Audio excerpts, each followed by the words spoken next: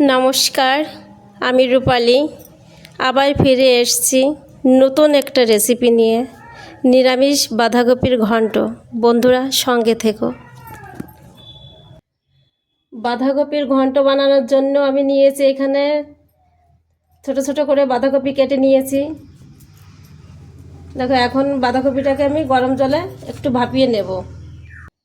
নিরামিষ বাঁধাকপির ঘন্ট রান্না করার জন্য আমি এখানে নিয়েছি আদা বাটা, জিরে বাটা, কাঁচা লঙ্কা থেতো করা, টমেটো কুচি, আর ফোড়নে দেওয়ার জন্য নিয়েছি 4 থেকে 5টা তেজপাতা, 4টে শুকনো লঙ্কা। তোমরা টমেটো কুচি না দিলে নাও দিতে পারো, আমি এইখানে টমেটো কুচি দিচ্ছি, না দিলে কোনো সমস্যা নেই।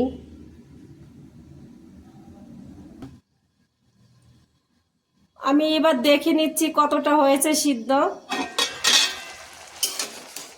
দেখো, ভালোই হয়েছে।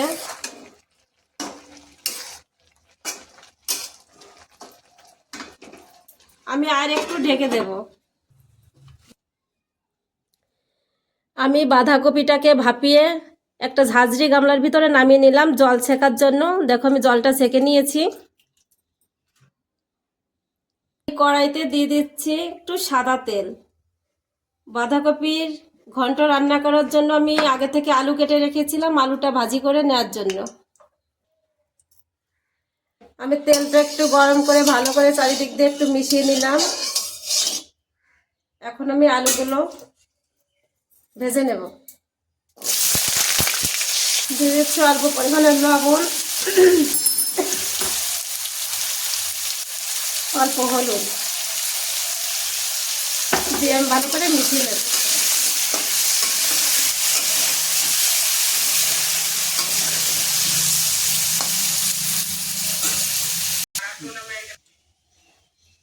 নন স্টিকের ফ্রাই প্যানে আমি হালকা করে একটু জিরে ভেজে নেব, তেল ছাড়াই।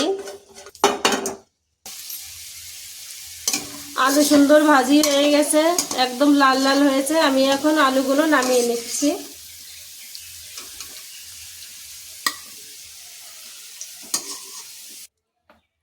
আলু ভাজার তেলে আমি আর একটু সাদা তেল দিয়ে দিচ্ছি। আমি আজকে সাদা তেল দিয়ে রান্না করব বাঁধাকপির নিরামিষ ঘন্ট।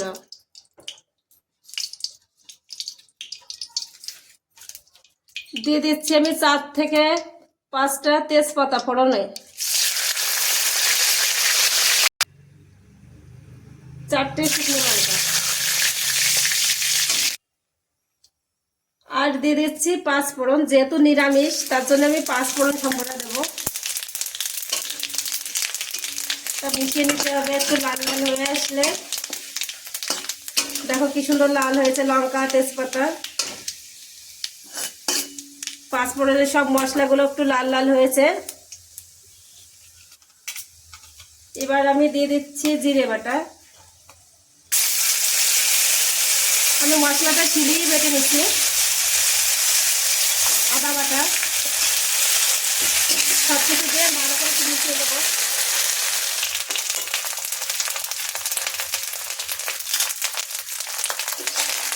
আদা বাটা, জিরে বাটা ভালো করে কষিয়ে নিয়ে এবার আমি দিয়ে দিচ্ছি কাঁচা লঙ্কা থেতো করা আর টমেটো কুচি।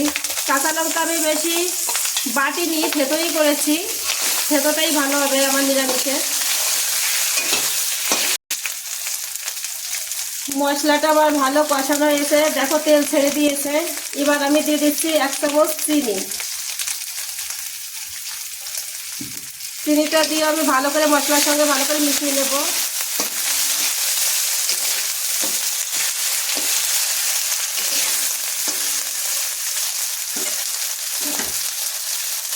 এবার দিয়ে দিচ্ছি আমি ভেজে রাখা আলুগুলো।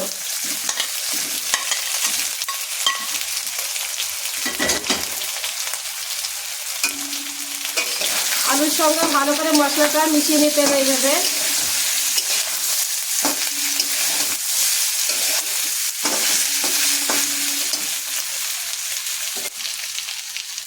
দিয়ে দিচ্ছি 1/2 চামচ কাশ্মীরি লঙ্কার গুঁড়ি,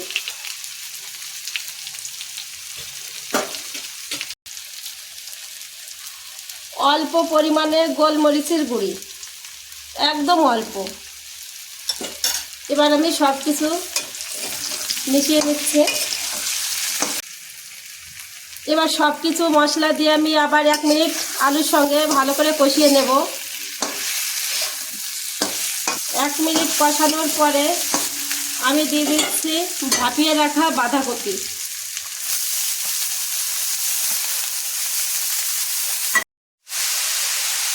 এবার দিয়ে দেব পরিমাণ মতো লবণ, পরিমাণ মতো হলুদ। লবণ হলুদ দেওয়ার পরে ভালো করে মিশিয়ে নেব। এইভাবে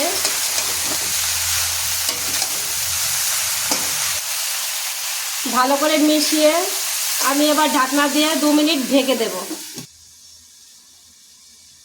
নিরামিষ বাঁধাকপির ঘন্ট হতে হতে আমি হালকা আছে ভেজে রাখা জিরেগুলো এখন পাউডার করে নেব শিলি বেটে।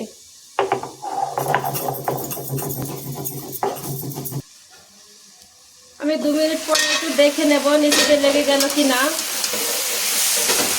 দেখো একটু লাগেনি, সুন্দর হয়েছে, দারুণ একটা কালার এসছে, খুব সুন্দর। আলুগুলো প্রায় গলে এসছে। আমি আবার ঢেকে দেব 2 মিনিটের জন্য।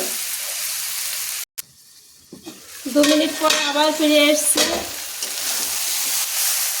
দেখো সুন্দর হয়েছে। এবার আমি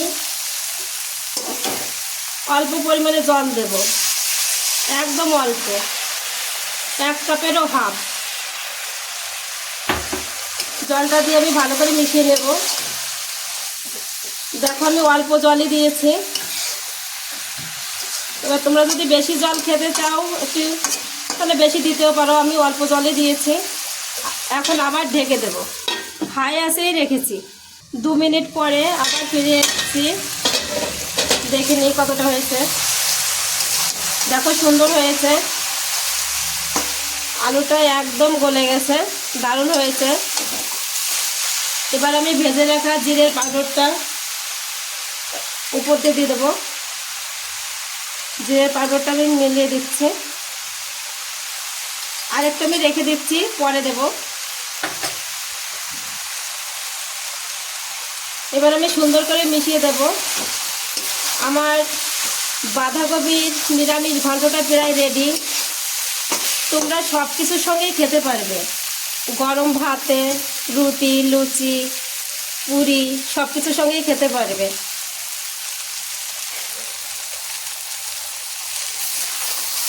তোমাদের যদি আমার রেসিপিটা ভালো লাগে থাকে তাহলে like, comment, share and subscribe করে পাশে থেকো। তোমরা ভালো থেকো, সুস্থ থেকো। এবার হালকা আছে আর একটু ঢেকে রেখে দেব। আমি আবার হালকা আছে 2 মিনিট রেখে দিয়েছিলাম। এবার দেখি কতটা হয়েছে।